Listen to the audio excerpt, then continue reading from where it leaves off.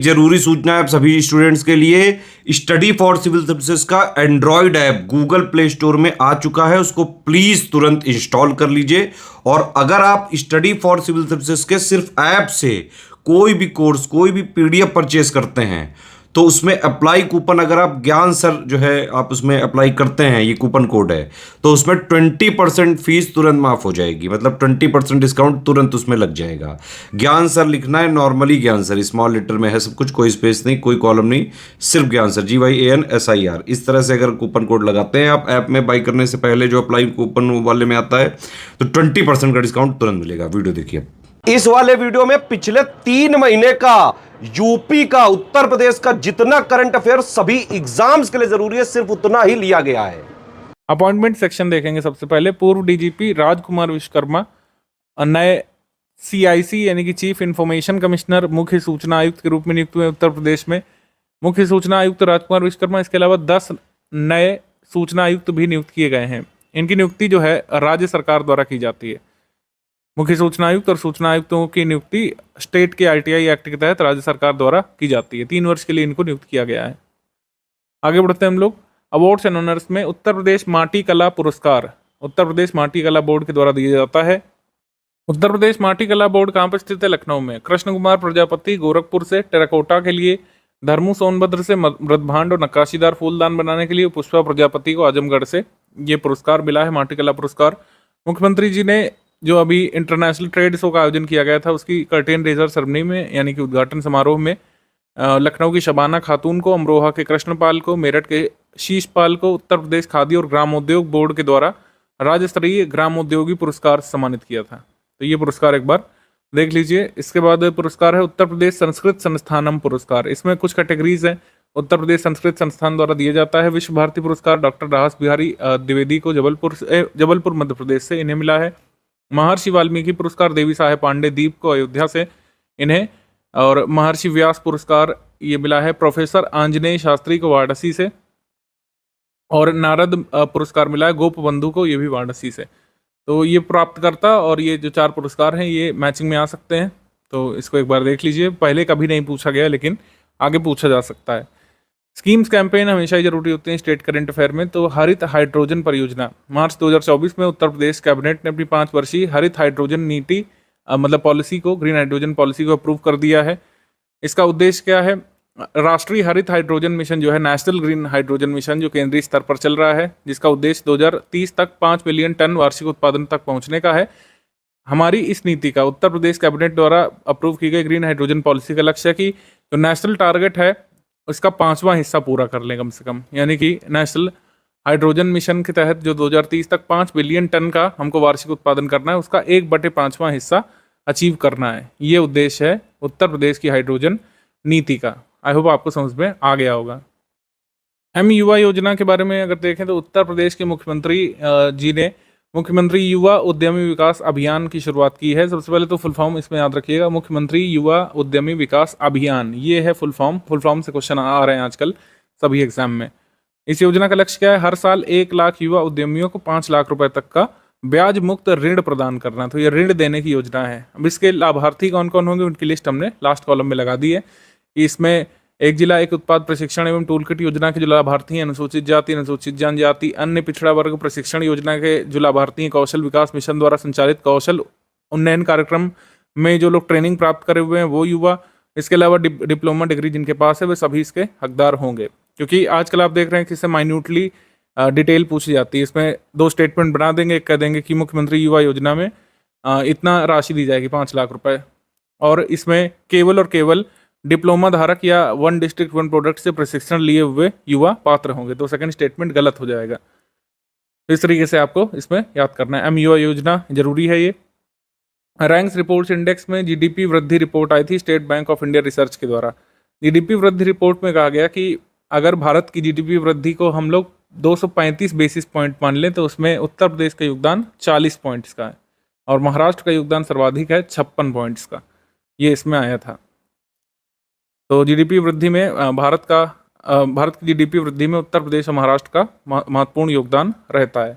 Airport की ranking आई थी in terms of customer satisfaction, ध्यान रखिएगा, मतलब ग्राहक संतुष्टि के मामले में जो रिपोर्ट आई थी जुलाई 2023 से दिसंबर 2023 तक के इसमें आंकड़े लिए गए थे। इसमें एयरपोर्ट अथॉरिटी ऑफ इंडिया ने आंकड़े जारी किए थे। इसमें टॉप 10 हवाई अड्डे कस्टमर सेटिस्फैक्शन के मामले में आए थे। उसमें गोरखपुर का हवाई अड्डा रखा गया था सेकंड पर, 8th पर बरेली का हवाई अड्डा, चकेरी 9th पर और प्रयागराज का 10th पर ये यहाँ पे आया था।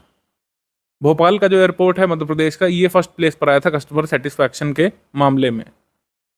ऐसा ही एक और इंडेक्स है एयरपोर्ट काउंसिल इंटरनेशनल के द्वारा, एयरपोर्ट सर्विस क्वालिटी रैंकिंग। इसमें यात्रियों को बेहतर सुविधा और माहौल देने के मामले में वाराणसी का लाल बहादुर शास्त्री अंतर्राष्ट्रीय एयरपोर्ट भारत में तीसरा स्थान इसने प्राप्त किया था और वैश्विक स्तर पर 43वां स्थान लाल बहादुर शास्त्री इंटरनेशनल एयरपोर्ट ने प्राप्त किया था। ये है यहाँ पे ईयर 2022-23 में वाराणसी पहले स्थान पर आया था भारत में। इसके बाद आ जाते हैं कह सकते हैं क्वेश्चंस पर। पहला क्वेश्चन है, उत्तर प्रदेश सरकार द्वारा राज्य के युवाओं को MUI योजना के तहत धनराशि ब्याज मुक्त ऋण की धनराशि देने के लिए राज्य के बजट 2024-25 में कितने रुपए की राशि एलोकेट की गई है? तो ये 1000 करोड़ रुपए की राशि एलोकेट की गई है MUI योजना के इम्प्लीमेंटेशन के लिए। ऑप्शन नंबर सी यहाँ पर करेक्ट है। गलत कथन का चयन करना है। मार्च 2024 में अंतर्राष्ट्रीय प्रकाशन संस्था हुरून के द्वारा ग्लोबल रिच लिस्ट जारी की गई थी, जिसमें कानपुर के 2 जो उद्यमी या उद्योगपति हैं, मलिक मुरलीधर ज्ञानचंदानी, बिमल ज्ञानचंदानी, इनको 1632वां और 2279वां स्थान प्राप्त हुआ है। तो ये स्थान नहीं जरूरी, लेकिन ये आ सकता है कि कानपुर के 2 उद्यमी किस लिस्ट में शामिल किए गए हैं? हुरून की ग्लोबल रिच लिस्ट में शामिल किए गए हैं। वाराणसी में 2 दिवसीय कार्यक्रम मसान होली खेली जाती है। तो वाराणसी में मसान होली हर बार होती है होली के समय। तो आंसर यहाँ पर हो जाएगा डी। दोनों ही स्टेटमेंट करेक्ट है, तो इनकरेक्ट कोई है नहीं, तो आंसर यहाँ पर हो जाएगा डी। आगे बढ़ते हैं हम लोग।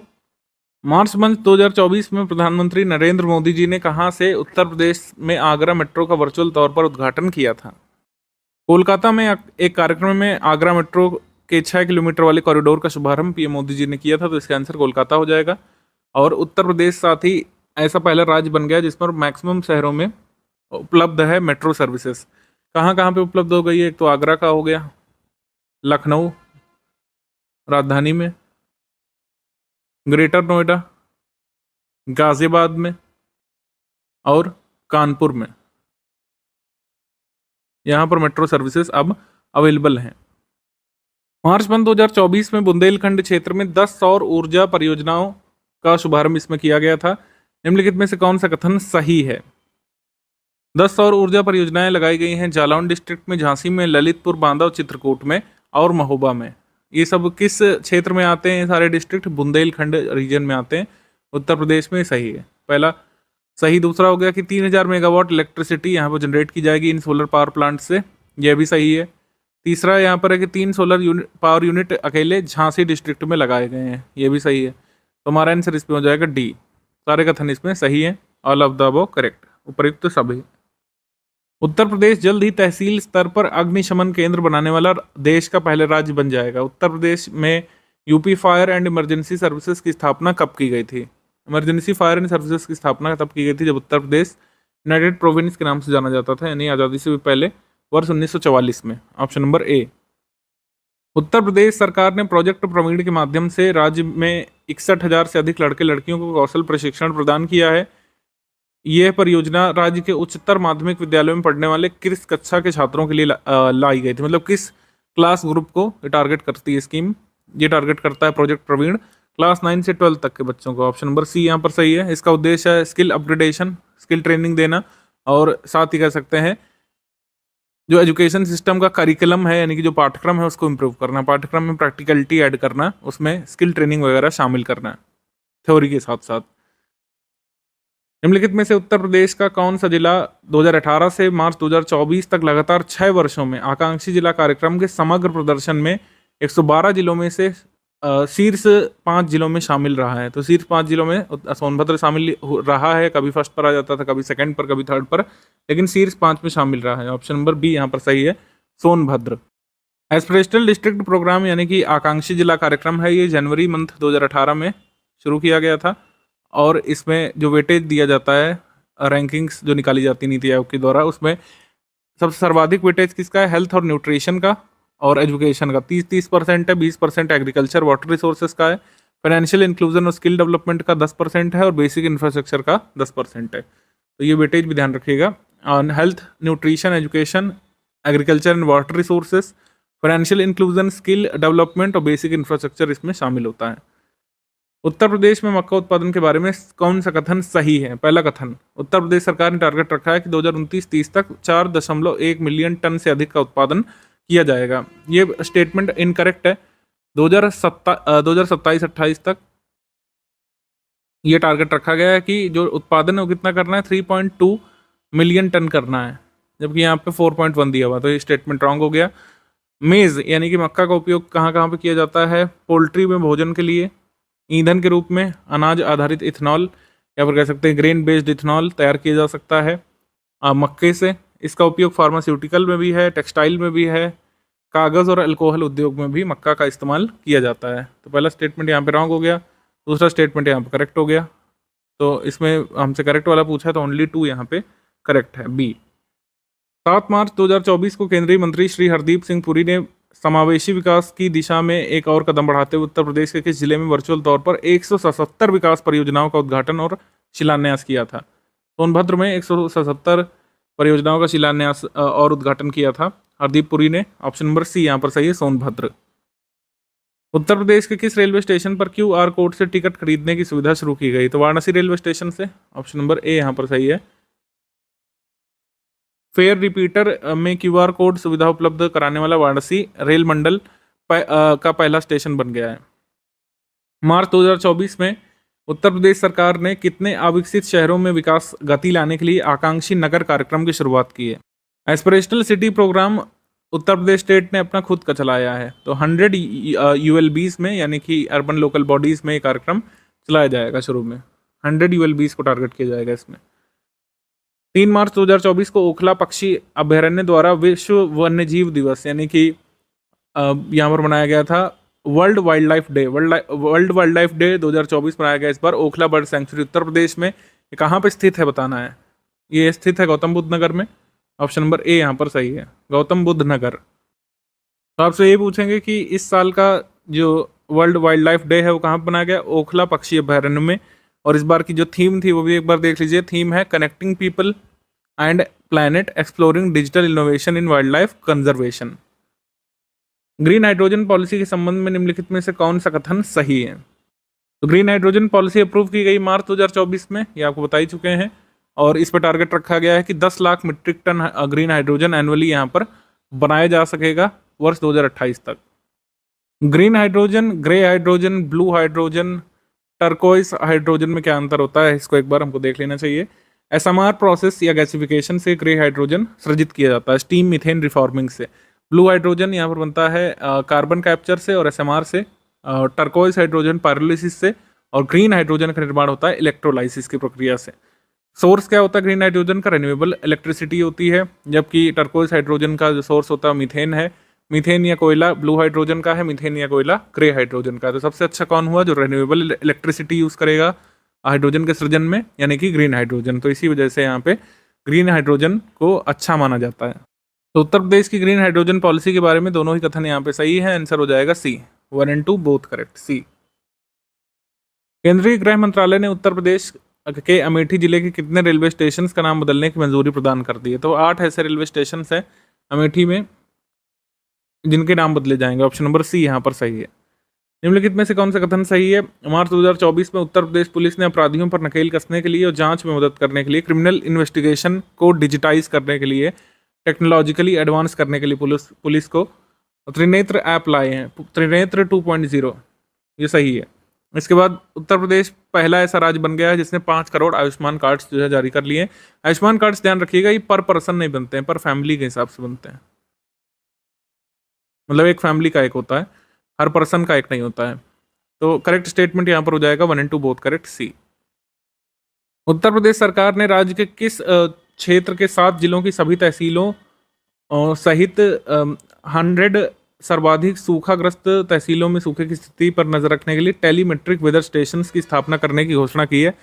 तो सूखाग्रस्त सबसे ज़्यादा क्षेत्र कौन सा है वही आप चुन लीजिए। वही यहाँ पर सही उत्तर है, बुंदेलखंड यहाँ पर आंसर हो जाएगा। यहाँ की 100 तहसीलों में TWS यानी कि टेलीमेट्रिक वेदर स्टेशन स्थापित किए जाने हैं। ऑप्शन नंबर डी यहाँ पर सही है। उत्तर प्रदेश सरकार ने आगामी लोकसभा चुनाव और त्योहारों को देखते हुए राज्य की राजधानी लखनऊ में कब तक दंड प्रक्रिया संहिता की धारा 144 लागू कर दी है। तो धारा 144 19 अप्रैल से 1 जून तक लागू की गई थी। ऑप्शन नंबर ए यहाँ पर सही है, ए। निम्नलिखित में से कौन सा कथन सही है? उत्तर प्रदेश फार्मास्यूटिकल उत्पादों का प्रमुख उत्पादक और निर्यातक बनने की दिशा में तेजी से आगे बढ़ रहा है, ये सही है। और उत्तर प्रदेश गवर्नमेंट एक फार्मा पार्क बनाने वाली है 2000 एकड़ में ललितपुर में। कहाँ बनेगा ललितपुर में? Madan Mohan Malviya university of technology में बनेगा। फार्मेसी बिल्डिंग ये बन रही है Madan Mohan Malviya university of technology में, बड़े से कैंपस में ये पार्क बनेगा।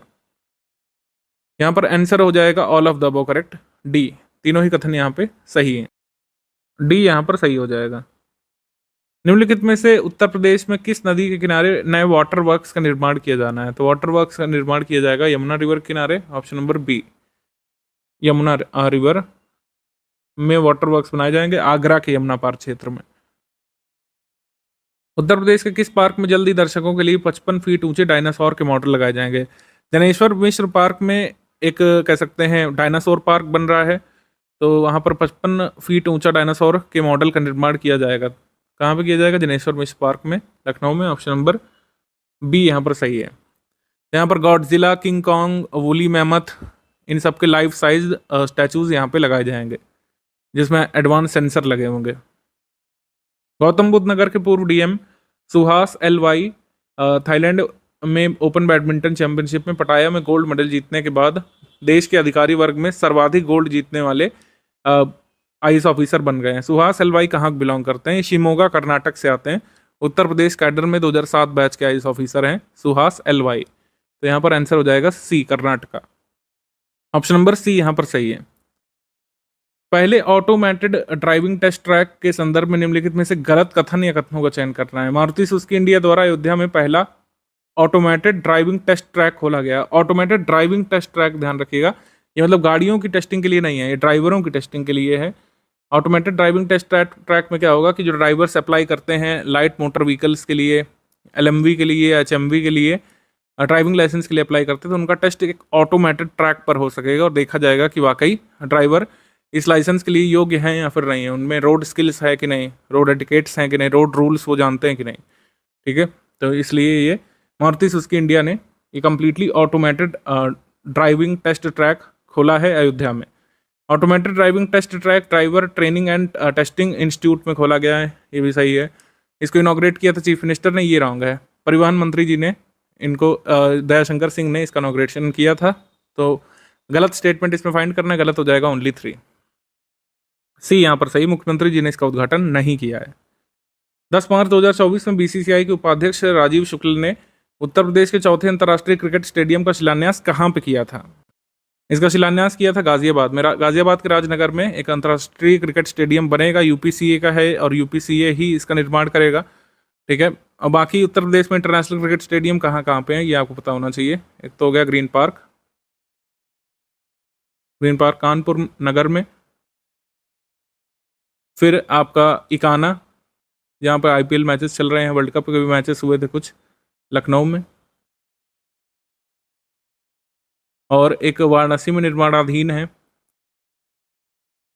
स्टेडियम, जिसका उद्घाटन अभी मतलब कह सकते हैं शिलान्यास PM मोदी जी ने किया था, उसका निर्माण शुरू हो चुका है। और ये आगरा और ये आपका डी गाजियाबाद में ये नया बन रहा है। 10 मार्च 2024 को भारत के प्रधानमंत्री जी ने उत्तर प्रदेश के किस जनपद से भारत के 15 हवाई अड्डा परियोजनाओं का उद्घाटन किया था? आजमगढ़ से कई हवाई अड्डा परियोजनाओं का उद्घाटन किया था, जिसमें कुछ नए टर्मिनल भवन विभिन्न हवाई अड्डों के शामिल हैं, कुछ नई बिल्डिंग शामिल हैं। ठीक है, तो ये यहाँ पर दिया हुआ है। लखनऊ भी एक कह सकते हैं एयरपोर्ट है, जिसकी नई बिल्डिंग या टर्मिनल का उद्घाटन PM मोदी जी ने किया था। आंसर यहाँ पे डी हो जाएगा। कौन सा कथन सही है? IIT कानपुर में देश का पहला हाइड्रोन थेरेपी सेंटर शुरू किया गया। हाइड्रोन थेरेपी का इस्तेमाल होता है कैंसर के उपचार में। भारत का पहला हाइड्रोन थेरेपी सेंटर है और वैश्विक स्तर पर एकमात्र 7th है, मतलब वैश्विक स्तर पर 7th इंडिया का पहला हाइड्रोन थेरेपी सेंटर कहाँ पे खोला गया है? IIT कानपुर में। तो दोनों स्टेटमेंट यहाँ पर करेक्ट हो गए, सी यहाँ पर सही है। निम्नलिखित में से कौन सा कथन गलत है? इलाहाबाद उच्च न्यायालय की लखनऊ पीठ ने उत्तर प्रदेश मदरसा शिक्षा बोर्ड अधिनियम 2004 को असंवैधानिक करार दे दिया है, सही।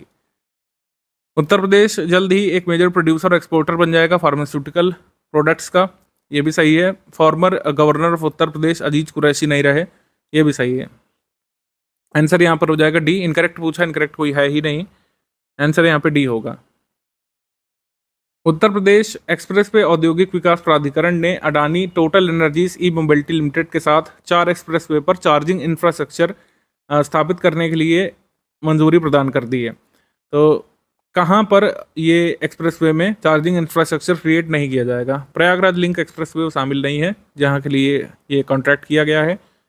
आगरा लखनऊ एक्सप्रेसवे हो गया, Bundelkhand expressway, Purvanchal expressway, Agra Lucknow expressway, Gorakhpur link expressway पर ये चार्जिंग इंफ्रास्ट्रक्चर बनाए जाएंगे। 26 चार्जिंग स्टेशन यहाँ पर बनाए जाएंगे जिससे इलेक्ट्रिक व्हीकल्स को वहाँ पर चार्ज किया जा सकेगा। फरवरी 2024 में निम्नलिखित में से किस ने S2 नामक भारत की पहली hyper velocity expansion tunnel test सुविधा का सफलतापूर्वक स्थापना और परीक्षण किया है? ये किया है IIT कानपुर ने। अगेन ऑप्शन नंबर बी यहाँ पर सही है। ये क्या है? ये है India's first hyper velocity expansion tunnel test facility. इसका नाम रखा गया है S2 और इसको एक निक नेम दिया गया है जिगर थंडा। जिगर थंडा, जिगर थंडा नाम से एक मूवी भी आई थी साउथ की, तो इससे आप एसोसिएट कर सकते हैं। 24 मीटर लंबी फैसिलिटी है। हाइपरसोनिक एक्सपेरिमेंटल एरोडायनामिक्स लेबोरेटरी जो है डिपार्टमेंट ऑफ एरोस्पेस इंजीनियरिंग के अंतर्गत IIT कानपुर में, वहाँ पर इसको स्थापित किया गया है। भारत का ये पहली ऐसी फैसिलिटी है। ऑप्शन नंबर बी यहाँ पर सही है। Uttar Pradesh special current affair यहाँ पर हम लोग कवर करेंगे अप्रैल मंथ 2024 का। सबसे पहला एग्रीमेंट यहाँ पर यूनिसेड और REC लिमिटेड के बीच हुआ है। यूनिसेड क्या है? Unit for science and educational development. UNISED कोई सरकारी ऑर्गेनाइजेशन नहीं है, IIT कानपुर के अंतर्गत काम करने वाला एक ऑर्गेनाइजेशन है। एक इनिशिएटिव है IIT कानपुर के कंप्यूटर और इंजीनियरिंग विभाग का। इससे HC वर्मा भी जुड़े हुए हैं। 75,500 चिल्ड्रन जो सिद्धार्थनगर डिस्ट्रिक्ट उत्तर प्रदेश को बिलोंग करते हैं, उनकी एजुकेशन को ये दोनों मिलकर सपोर्ट करने वाले हैं। REC लिमिटेड इसमें फंड करेगा, यूनिसेड उनके एजुकेशन की व्यवस्था करेगा। सशस्त्र बल चिकित्सा सेवा और IIT कानपुर के बीच एक समझौता हुआ है। सशस्त्र बल चिकित्सा सेवा ने भारतीय प्रौद्योगिकी संस्थान के साथ समझौता किया है। IIT कानपुर दुर्गम क्षेत्रों में सैनिकों के सामने आने वाली स्वास्थ्य समस्याओं के समाधान की दिशा में टेक्नोलॉजिकल डेवलपमेंट करने वाला है कि क्या ऐसी टेक्नोलॉजी डेवलप करें, क्या ऐसे प्रौद्योगिकी अनुसंधान के माध्यम से क्या हम सैनिकों को कुछ ऐसी सुविधाएं उपलब्ध करा सकते हैं कि दुर्गम इलाकों में भी उनको स्वास्थ्य समस्याएं ना हो। क्या कुछ उनको कोई इक्विपमेंट दे सकते हैं या फिर उनको अलग से कोई ट्रेनिंग दे सकते हैं? तो इसके लिए IIT कानपुर और सशस्त्र बल चिकित्सा सेवा के बीच समझौता हुआ है। आर्म्ड फोर्सेस मेडिकल सर्विसेज, ये किसके अंतर्गत काम करता है? मिनिस्ट्री ऑफ डिफेंस के अंतर्गत। अवार्ड्स एंड ऑनर्स में देखेंगे, अवार्ड ज़्यादा है नहीं। 2022-2023 के लिए संगीत नाटक अकेडमी फेलोशिप अवार्ड अनाउंस किए गए थे विभिन्न यहाँ पे देश भर के आर्टिस्ट के लिए। तो डॉक्टर P सिन्हा जो हैं, DP सिन्हा, उत्तर प्रदेश से रंगमंच कलाकार, इन्हें ये पुरस्कार मिला। DP सिन्हा इनका नाम है, डॉक्टर नहीं है, माफ़ कीजिएगा। DP सिन्हा उत्तर प्रदेश से बिलोंग करते हैं, इंडियन थिएटर से, भारतीय रंगमंच कलाकार हैं। इनको मिला है साहित्य अकादमी का फेलो या साहित्य अकादमी रत्न पुरस्कार। विभिन्न लोगों को मिला है, हमने इनका नाम लिया क्योंकि उत्तर प्रदेश से हैं। करीब 92 आर्टिस्ट को देश भर में मिला है, लेकिन एकमात्र जो उत्तर प्रदेश को बिलोंग करते हैं ये हैं DP सिन्हा।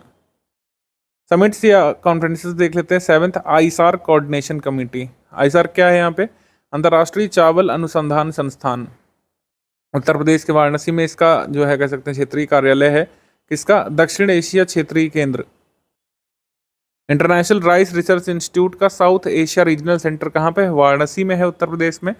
तो यहाँ पर जो है मार्च 2024 में एक कॉन्फ्रेंस हुई थी। तो इसमें बांग्लादेश, भारत, श्रीलंका और नेपाल के वरिष्ठ कृषि अधिकारियों ने भाग लिया था। डिफेंस सेक्शन में देखते हैं अप्रैल मंथ 2024 में सबसे हल्का बुलेट प्रूफ जैकेट ये विकसित किया गया है कानपुर में, उत्तर प्रदेश में। DRDO की defence material stores and research and development establishment Kanpur में है। इन लोगों ने अब तक का भारत का सबसे हल्का बुलेट प्रूफ जैकेट विकसित कर लिया है, जो विभिन्न प्रकार का जो एमिनेशन होता है यानी गोली बारूद होता है उसको कह सकते हैं भेदने में सक्षम। ये गोली बारूद नहीं रहेगा लाइटेस्ट जैकेट को।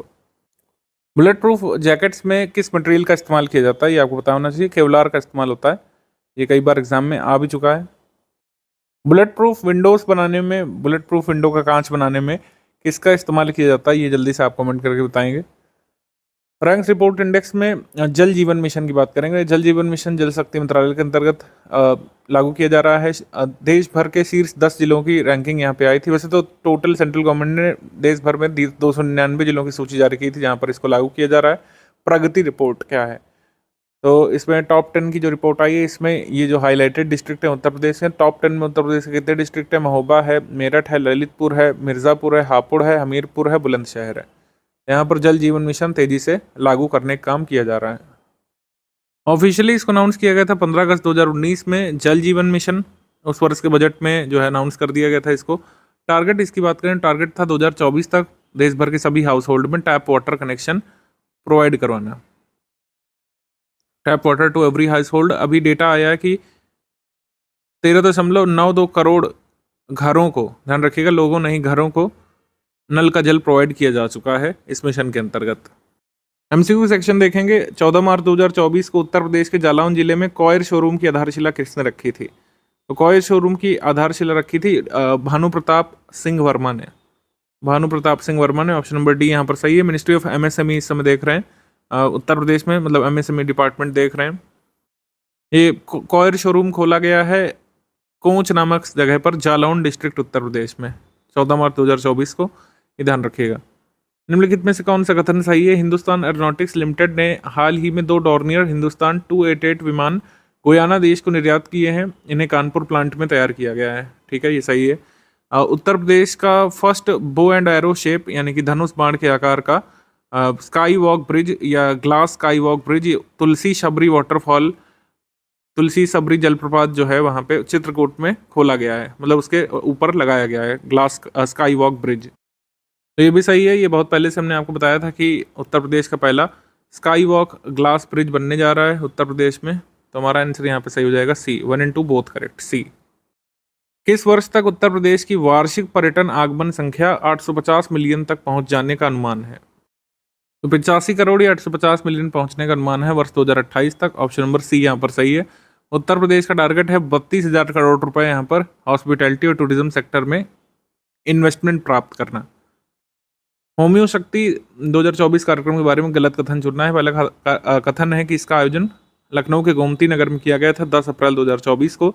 उत्तर प्रदेश के मुख्यमंत्री योगी जी ने वैश्विक होम्योपैथी दिवस उद्घाटन समारोह का, कह सकते हैं मतलब ये आयोजन समारोह का उद्घाटन किया, ये रॉन्ग है। सेकंड वाला। थर्ड है कि इस बार के वर्ल्ड होम्योपैथी दिवस की थीम थी होम्यो परिवार, 1 हेल्थ 1 फैमिली।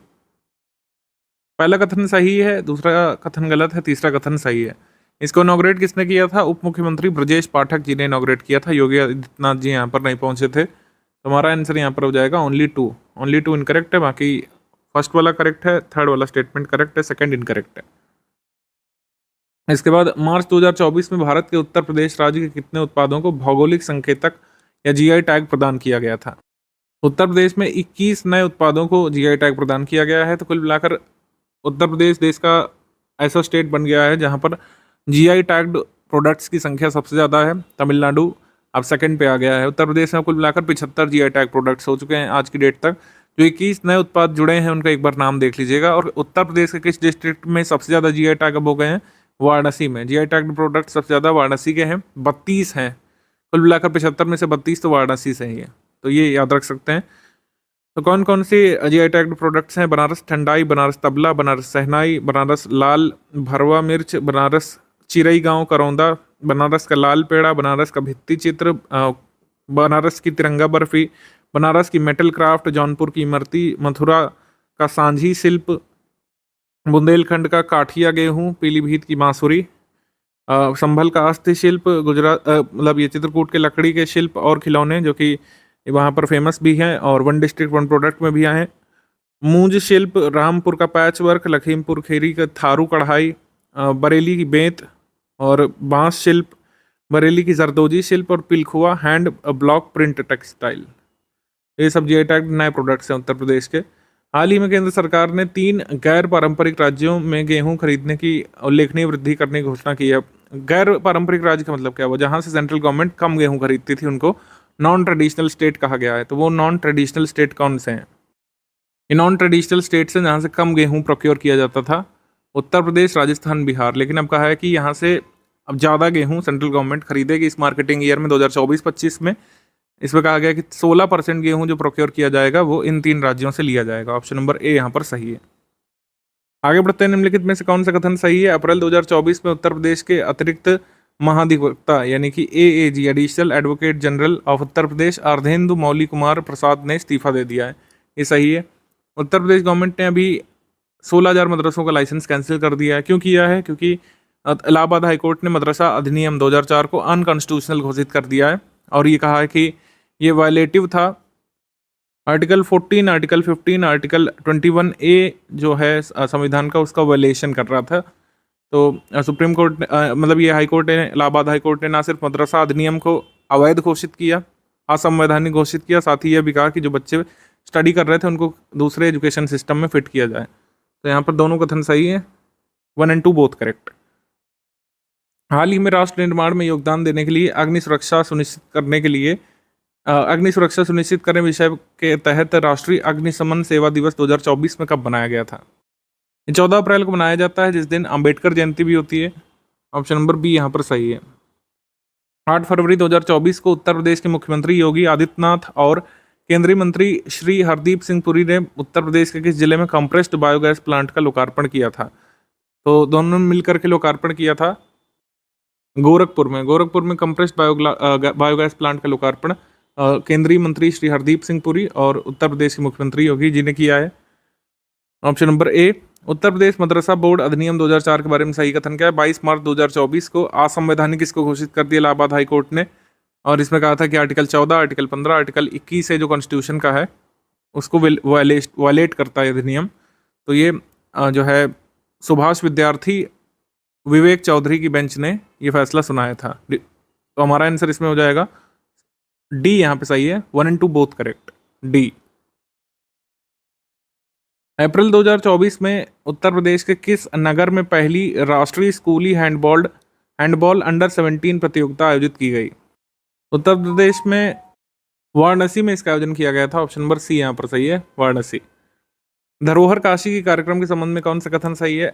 भारतीय अल्पसंख्यक फाउंडेशन द्वारा 13 और 14 अप्रैल 2024 को उत्तर प्रदेश के वाराणसी में धरोहर काशी की नामक एक भव्य कार्यक्रम का आयोजन किया गया था। तो इंडियन माइनॉरिटी फाउंडेशन, अच्छा ध्यान रखिएगा, अल्पसंख्यक मंत्रालय के अंतर्गत नहीं काम करता है, एक प्राइवेट संस्था है।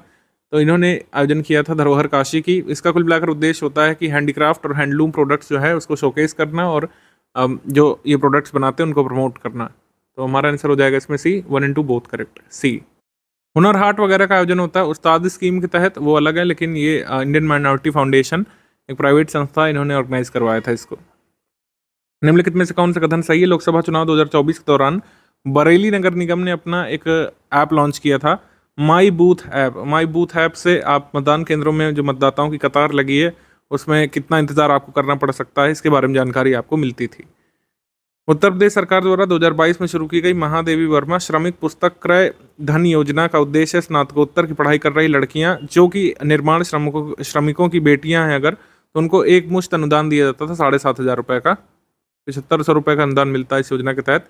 निर्माण श्रमिकों की उन बेटियों को जो पोस्ट ग्रेजुएशन अपना परस्यू कर रही हैं 7,500 रुपये किताबें खरीदने के लिए राशि दी जाती थी। तो ये ध्यान रखिएगा। तो ये भी सही है, ये भी सही है, ये भी सही है। हमारा आंसर इसमें हो जाएगा D, all of the above correct. Answer हो जाएगा डी। उत्तर प्रदेश के बेसिक शिक्षा परिषद के अनुसार अब कक्षा 1 में प्रवेश के लिए छात्र या छात्रा की आयु कितनी होनी चाहिए?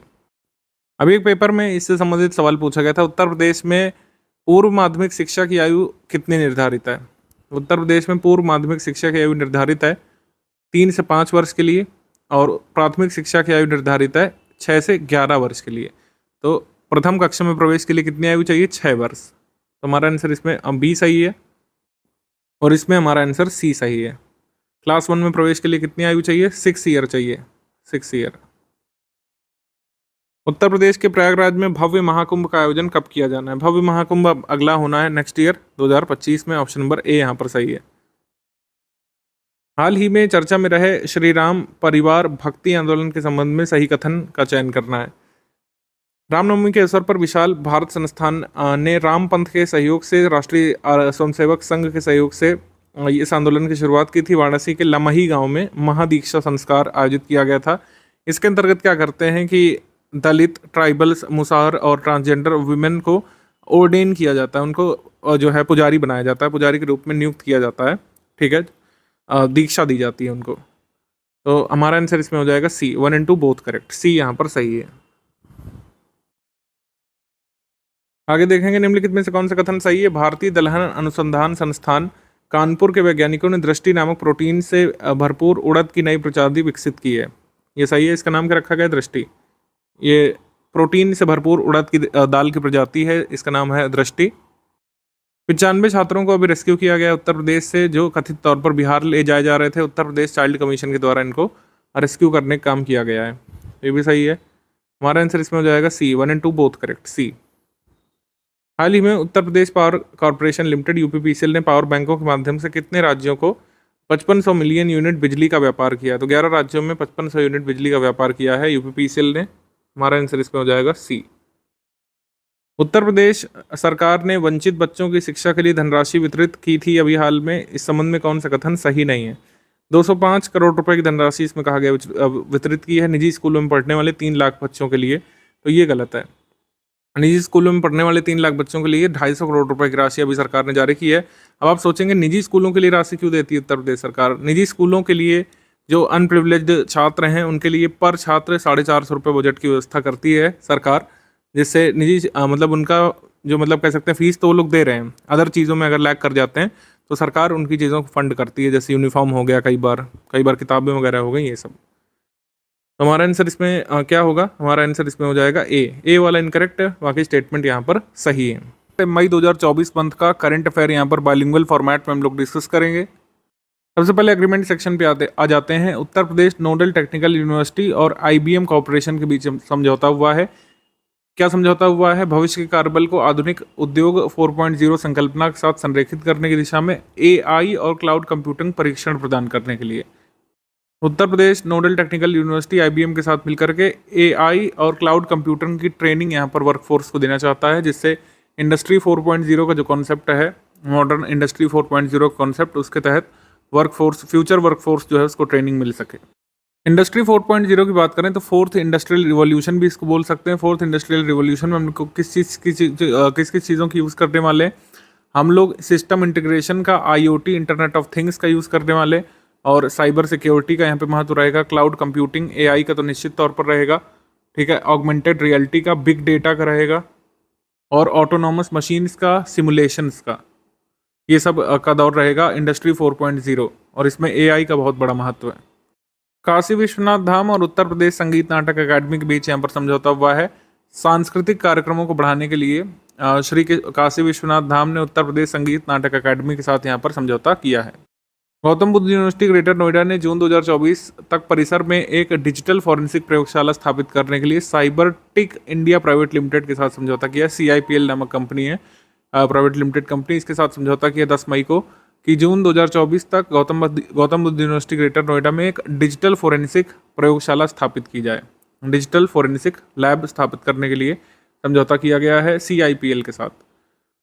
आ जाएंगे अवार्ड्स एंड ऑनर्स के सेक्शन पे। अवार्ड्स एंड ऑनर्स में अमल क्लूनी महिला सशक्तिकरण पुरस्कार, अमल क्लूनी महिला सशक्तिकरण पुरस्कार, ये चार्ल्स III जो किंग ऑफ यूनाइटेड किंगडम है उनके द्वारा दिया गया था कुछ लोगों को, उनमें से एक शामिल है आरती। उत्तर प्रदेश राज्य के बहराइच जिले की पिंक रिक्शा चालक आरती को ये पुरस्कार दिया गया, अनाउंस किया गया है। आप हमको ये कमेंट करके बताइए कि जैसे इंटरनेट ऑफ थिंग्स की हमने बात की, इसमें किस टेक्नोलॉजी का हम लोग यूज़ करते हैं? विश्वविद्यालय अनुदान आयोग UGC द्वारा प्रथम श्रेणी का दर्जा किसे मिला है? महात्मा ज्योतिबा फुले रोहिलखंड यूनिवर्सिटी बरेली। महात्मा ज्योतिबा फुले रोहिलखंड यूनिवर्सिटी बरेली को यहाँ पर क्लास 1 का स्टेटस मिला है UGC की तरफ से। 2023-2024 के कथक बाल वर्ग में प्रथम स्थान किसे मिला है? परिधि घोष को। कथक केंद्र प्रयागराज की कथक नृत्यांगना परिधि घोष को उत्तर प्रदेश संगीत नाटक अकादमी लखनऊ की तरफ से यहाँ पर फर्स्ट पोजीशन मिला है। पंडित लच्छू महाराज पुरस्कार ये पंडित गजेंद्र गंगानी को मिला है, पंडित गजेंद्र गंगानी को। लच्छू महाराज की स्मृति में स्थापित ये पुरस्कार 2014 से नहीं दिया गया था, फाइनली अब दिया गया है। तो यहाँ पर 10 हस्तियों को इस बार सम्मानित करने का निर्णय लिया है, यानी 2014 से 2024 तक की सारी 10 हस्तियों को। तो हेमा मालिनी को ये मिला है 2018 वर्ष के लिए, सायरा बानो को 2019 के लिए, असीम बंधु भट्टाचार्य को 2023 के लिए, और 2024 के लिए पंडित राजेंद्र गंगानी को, ठीक है। तो ये पंडित लच्छू महाराज अवार्ड के बारे में ध्यान रख सकते हैं। आ जाते हैं हम लोग अपॉइंटमेंट सेक्शन पर। मई 2024 में नाहिद आफरीन जो असम से, और करीना कपूर खान यूनिसेफ की इंडिया की एम्बेसडर बनाई गई हैं, यूनिसेफ इंडिया एम्बेसडर। कुछ और लोग भी इनके साथ नियुक्त किए गए हैं, जैसे मध्य प्रदेश से गौरांशी शर्मा, उत्तर प्रदेश से कार्तिक वर्मा और तमिलनाडु से विनीशा उमाशंकर। नरसिंह पंचम यादव की बात करेंगे, ये पूर्व पहलवान, वाराणसी उत्तर प्रदेश से। भारतीय कुश्ती महासंघ एथलीट आयोग के अध्यक्ष बनाए गए, chairperson of the wrestling federation of India athletes commission. Narsingh Pancham Yadav भारतीय कुश्ती महासंघ के एथलीट आयोग के अध्यक्ष बनाए गए हैं। प्रोफेसर मोहम्मद रिहान 3 वर्षों के लिए राष्ट्रीय सौर ऊर्जा संस्थान के महानिदेशक बनाए गए हैं, अलीगढ़ मुस्लिम यूनिवर्सिटी के प्रोफेसर हैं। मई 2024 के समिट सेक्शन में देखेंगे सामूहिक चित्रकला प्रदर्शनी योग सूत्र, BHU उत्तर प्रदेश की तरफ से ये मतलब प्रदर्शनी लगाई गई थी। ग्रुप पेंटिंग एग्जीबिशन योग सूत्र इसको नाम दिया गया था। BHU के छात्रों ने इसमें अपनी पेंटिंग्स यहाँ पर एग्जिबिट की थी। पहला अंतर्राष्ट्रीय कृषि व्यापार मेला CII कृषि भारत 2024। यहाँ पर CII का मतलब है कन्फेडरेशन ऑफ इंडियन इंडस्ट्रीज, यानी कि भारतीय उद्योग परिसंघ। तो भारतीय उद्योग परिसंघ ने लखनऊ उत्तर प्रदेश में पहली बार अंतर्राष्ट्रीय कृषि मेला भारत 2024 का आयोजन किया था। इसका उद्देश्य कृषि में तकनीक का संवर्धन करना है। डिफेंस सेक्शन में देखते हैं भारतीय वायुसेना को पहला स्वदेशी रूप से निर्मित क्रैश फायर टेंडर प्राप्त हुआ है। नोएडा स्थित भारतीय MSME फर्म द्वारा निर्मित पहले स्वदेशी रूप से डिजाइन और विकसित किए गए क्रैश फायर टेंडर CFT की डिलीवरी भारतीय वायुसेना को कर दी गई है। इसको विकसित करने में 291 करोड़ रुपए की लागत आई है। स्वदेशी मोबाइल अस्पताल भीष्म क्यूब का एयर ड्रॉप परीक्षण यहाँ पे किया गया है, आगरा उत्तर प्रदेश से। भारतीय वायुसेना ने आगरा में उड़ान के समय आपातकालीन लैंडिंग एयर ड्रॉप के लिए अत्याधुनिक स्वदेशी मोबाइल चिकित्सा सुविधा भीष्म क्यूब का परीक्षण किया है। Development of a drone named Kalam नामक एक ड्रोन का विकास किया गया है भारतीय प्रौद्योगिकी संस्थान कानपुर के द्वारा, IIT कानपुर। AI से लेस कलाम ड्रोन 1,000 किलोमीटर 100 किलोमीटर तक दूर दुश्मन को तबाह कर सकता है। ड्रोन 4 किलोमीटर की ऊंचाई तक उड़ान भर सकता है। इसकी रफ्तार 40 मीटर प्रति सेकंड या 144 किलोमीटर प्रति घंटा है। ठीक है, इसको APJ के 6C100 के नाम से जाना जाएगा और कॉमन नेम इसका रहेगा कलाम। ऑब्ituary सेक्शन में आ जाएंगे महेश्वर तिवारी, प्रसिद्ध साहित्यकार और गीतकार, ये नहीं रहे। श्री अतुल कुमार अंजान, भारतीय कम्युनिस्ट पार्टी CPI के वरिष्ठ नेता, ये नहीं रहे। मॉडर्न हिस्ट्री में हम जैसा कि पढ़ते हैं 1925 में कानपुर नगर में ही इंडियन कम्युनिस्ट कॉन्फ्रेंस हुआ था। इंडियन कम्युनिस्ट कॉन्फ्रेंस, भारतीय कम्युनिस्ट सम्मेलन हुआ था कानपुर में। रैंक्स, रिपोर्ट्स और इंडेक्स पे आ जाएंगे हम लोग। वायु प्रदूषण रोकथाम में सुधार पर जो रिपोर्ट आई है, सेंट्रल पोल्यूशन कंट्रोल बोर्ड ने एक रिपोर्ट जारी की है। वित्तीय वर्ष 2023-24 की अंतिम तिमाही, यानी कि जो था कह सकते हैं 4th क्वार्टर है, इसमें राष्ट्रीय रैंकिंग में वायु गुणवत्ता और प्रदूषण रोकथाम प्रयासों के लिए सूचकांक में शीर्ष स्थान पर रहने वाले 131 शहरों की इसमें सूची जारी की गई थी। इसमें पहले स्थान पर प्रदूषण कम करने के प्रयासों के मामले में है कानपुर नगर, फिर ठाणे महाराष्ट्र से, फिर दिल्ली, फिर कोलकाता और 5वें पर गाजियाबाद है। तो 2 सिटी हैं, कानपुर और एक गाजियाबाद।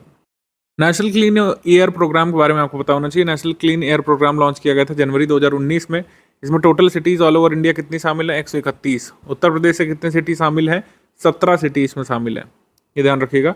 आगरा, इलाहाबाद, गाजियाबाद, कानपुर, लखनऊ, मेरठ, वाराणसी, अनपारा, बरेली, फिरोज़ाबाद, गजरौला, गोरखपुर, झांसी, खुर्जा, मुरादाबाद, नोएडा, रायबरेली, ये सब शामिल है, ये ध्यान रखिएगा। 17 सिटी कुल मिलाकर शामिल है।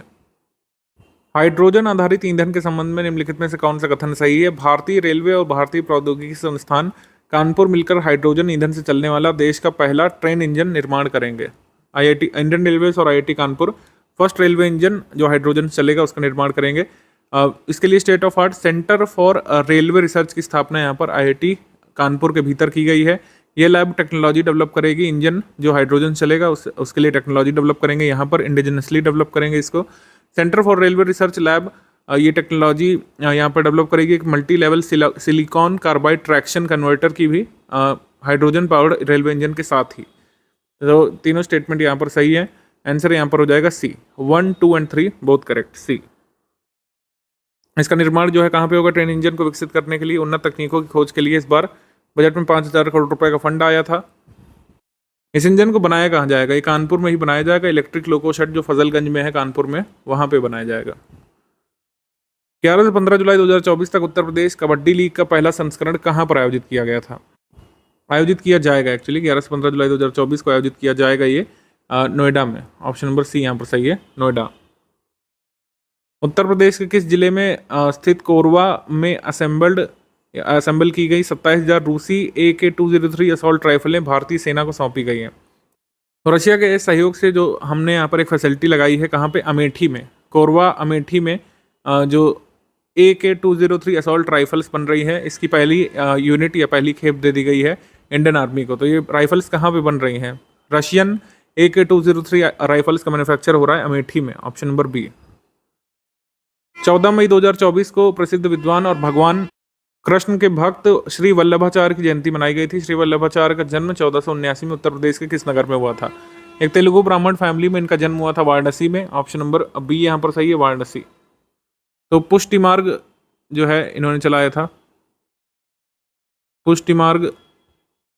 और ये किस फिलॉसफी में विश्वास करते थे? किस दर्शन या फिर फिलॉसफी में विश्वास करते थे? ये हम लोग मेडिवल हिस्ट्री में पढ़ते हैं। इनका दर्शन यह मत था शुद्ध द्वैतवाद, शुद्ध द्वैतवाद। इसको शुद्ध द्वैत की जगह शुद्धा द्वैत यहाँ पर लिखा जाना चाहिए, ध्यान रखिएगा, ऐसे साथ में लिखेंगे, ठीक है, दीर्घ संधि से। शुद्धा द्वैत यानी कि pure non dualism, pure non dualism, शुद्धाद्वैतवाद ये होता है, शुद्धाद्वैतवाद। प्योर मोनिज्म इसको बोलते हैं या फिर प्योर नॉन डुअलिज्म, शुद्धाद्वैतवाद। इनका जन्म वाराणसी में हुआ था, तेलुगु ब्राह्मण फैमिली में। डेंगू वायरस के निदान के लिए निम्नलिखित में से कहाँ पर दूसरा सेंटिनल सर्विलांस हॉस्पिटल लैब स्थापित किया जाएगा? ये कहाँ पर किया जाएगा? प्रयागराज में। प्रयागराज का जो हॉस्पिटल है, यहाँ पर केवल एक सेंटिनल सर्विलांस हॉस्पिटल लैब जो है स्थित थी। कहाँ पर? माइक्रोबायोलॉजी डिपार्टमेंट में, मोतीलाल नेहरू मेडिकल कॉलेज में। सेंटिनल सर्विलांस हॉस्पिटल लैब ये डेंगू परीक्षण में काम आता है, डायग्नोसिस ऑफ डेंगू वायरस के लिए। तो ये सेकंड लैब यहाँ पर खोल दी गई है, एक थी, एक और खोल दी गई है प्रयागराज में। प्रयागराज जिले के मोतीलाल नेहरू मेडिकल कॉलेज के माइक्रोबायोलॉजी विभाग में स्थित एक सेंटिनल सर्विलांस हॉस्पिटल लैब जो है ये स्थित थी, एक और खोल दी गई है। निम्नलिखित में से किस भारतीय प्रौद्योगिकी संस्थान ने बिना खून निकाले ब्लड शुगर की जांच के लिए एक इलेक्ट्रिक पैच डिवाइस बनाया है? इसका निर्माण IIT कानपुर के केमिकल इंजीनियरिंग विभाग के प्रोफेसर ने किया है। इससे क्या होगा कि मतलब आप ब्लड शुगर जो है नाप सकेंगे बिना ब्लड निकाले। जैसे अभी क्या होता है कि आपको एक टिप होती है, नुकीली चीज़ से ब्लड निकालना पड़ता है, फिर आप उसको उसमें रखते हैं स्ट्रिप में, ग्लूकोमीटर स्ट्रिप में रखते हैं, फिर आपका ब्लड शुगर आता है। लेकिन आपको जो है खून नहीं निकालना पड़ेगा विदाउट ड्रॉइंग ब्लड। तो यहाँ पर आंसर हो जाएगा IIT Kanpur, option number A. IIT Kanpur researchers ने टेक्नोलॉजी या पैच बनाया है। तो पैच का मतलब क्या हो गया कि एक स्टिकर आपने लगाया और आपके फ़ोन पर जो है आपका ब्लड शुगर शो करेगा। निम्नलिखित में से कौन सा कथन गलत है? केंद्रीय विद्युत प्राधिकरण CEA के अनुसार वित्त वर्ष 2024 में राज्य ट्रांसमिशन उपयोगिताओं द्वारा ट्रांसमिशन लाइन के विस्तार के मामले में उत्तर प्रदेश सभी राज्यों में शीर्ष स्थान पर है। तो ये सही है, इनकरेक्ट नहीं है। फिर राष्ट्रीय दूरसंचार नीति अनुसंधान नवाचार और प्रशिक्षण संस्थान जो कि गाजियाबाद में है, इसने वैश्विक दूरसंचार और सूचना समाज दिवस बनाया था। तो ये भी सही है। तो आंसर यहाँ पर हो जाएगा नन ऑफ दीस, कोई भी इनकरेक्ट नहीं है। आंसर यहाँ पे हो जाएगा डी। 18 मई 2024 को वायुसेना के विशेष बल गरुड़ कमांडो के सफल परीक्षण के समापन समारोह का उत्सव मनाने के लिए मैरून बेरेट सेरेमोनियल परेड का आयोजन कहाँ पे किया गया था? तो गरुड़ कमांडो का जो ट्रेनिंग पीरियड पूरा हुआ था उसके बाद मैरून बेरेट का आयोजन किया गया था बागपत में। ऑप्शन नंबर सी यहाँ पर सही है, बागपत। आगे बढ़ते हैं हम लोग। उत्तर प्रदेश के संबंध में निम्नलिखित में से कौन से कथन गलत है? उत्तर प्रदेश राज्य सरकार नागरिक उड्डयन क्षेत्र में 2 बिलियन अमेरिकी डॉलर यानी कि 16,000 करोड़ रुपए से अधिक निवेश की योजना बना रही है। सही है।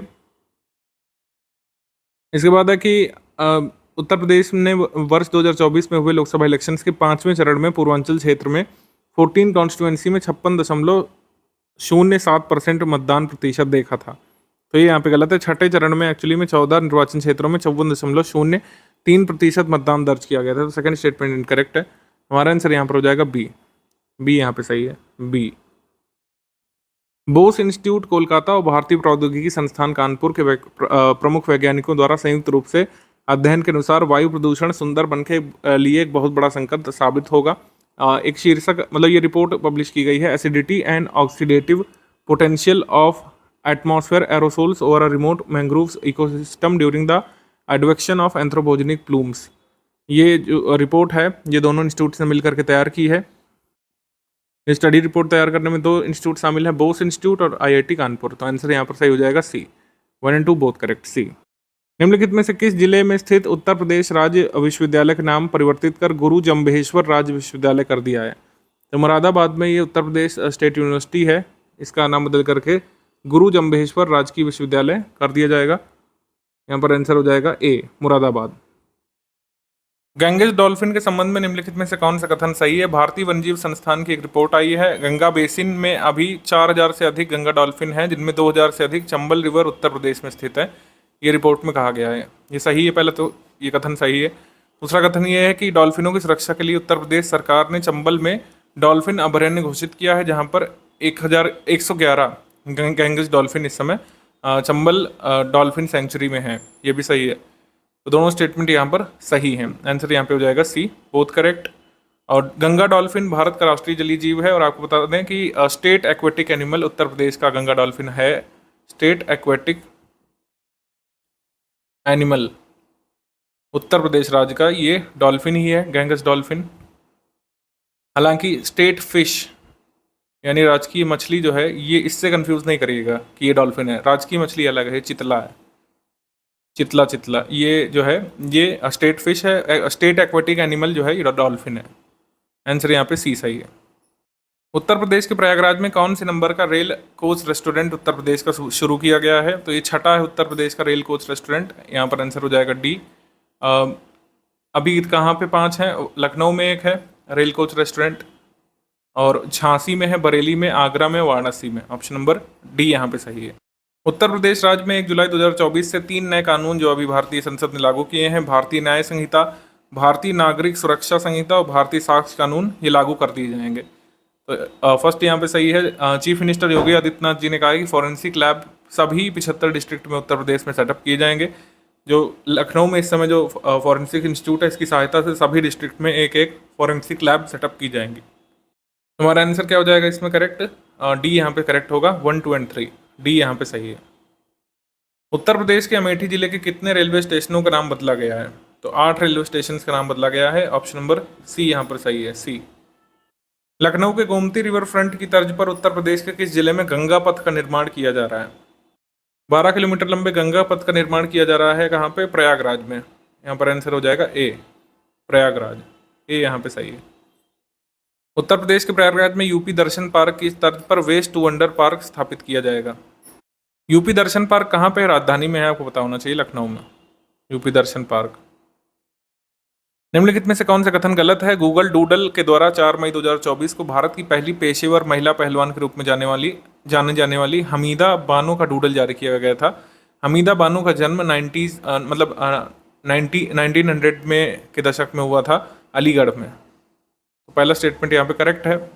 Yamuna expressway industrial development विकास प्राधिकरण ने बिल्डिंग प्लान मैनेजमेंट सिस्टम नामक एक प्रणाली शुरू की है, जो 34,000 से अधिक आवासीय भूखंड मालिकों को अनुमोदन के लिए अपनी भवन योजना ऑनलाइन जमा करने में सक्षम बनाती है। यानी कि अपना बिल्डिंग प्लान अप्रूवल के लिए ऑनलाइन सबमिट कर सकते हैं रेजिडेंशियल प्लॉट के owner, building plan management system के द्वारा। तो यहाँ पर दोनों स्टेटमेंट सही हैं। तो इनकरेक्ट पूछा, इनकरेक्ट कोई नहीं होगा, आंसर यहाँ पे डी होगा, none of the above, D. 13 मई 2024 को अंतर्राष्ट्रीय टेनिस परिसंघ ITF के जूनियर 30 टूर्नामेंट का आयोजन उत्तर प्रदेश के किस शहर में हुआ था? ITF जूनियर 30 टूर्नामेंट ये कहाँ शुरू हुआ था? लखनऊ से। यहाँ पर आंसर हो जाएगा सी, लखनऊ। हाल ही में पर्यावरण मंत्रालय ने उत्तर प्रदेश के किस जिले में डिफेंस कॉरिडोर बनाने की अनुमति दे दी है? डिफेंस कॉरिडोर को यहाँ पर इन्वायरमेंट मिनिस्ट्री से अप्रूवल प्राप्त हो चुका है। यहाँ पर ड्रोन्स, हेलीकॉप्टर्स, कैनन्स और एम्यूनिशंस बनाए जाएंगे। ये 60 हेक्टेयर की जो लैंड है खुटरिया नामक विलेज में करवी चित्रकूट में बनेगा। तो आंसर यहाँ पर सही हो जाएगा ए, डिफेंस कॉरिडोर यहाँ पर बनेगा चित्रकूट में। उत्तर प्रदेश का पहला इको फ्रेंडली कॉरिडोर किस जिले में बनेगा? बदायूं रोड पर बनेगा, बरेली में। उत्तर प्रदेश का पहला इको फ्रेंडली कॉरिडोर, आंसर यहाँ पे सी सही होगा।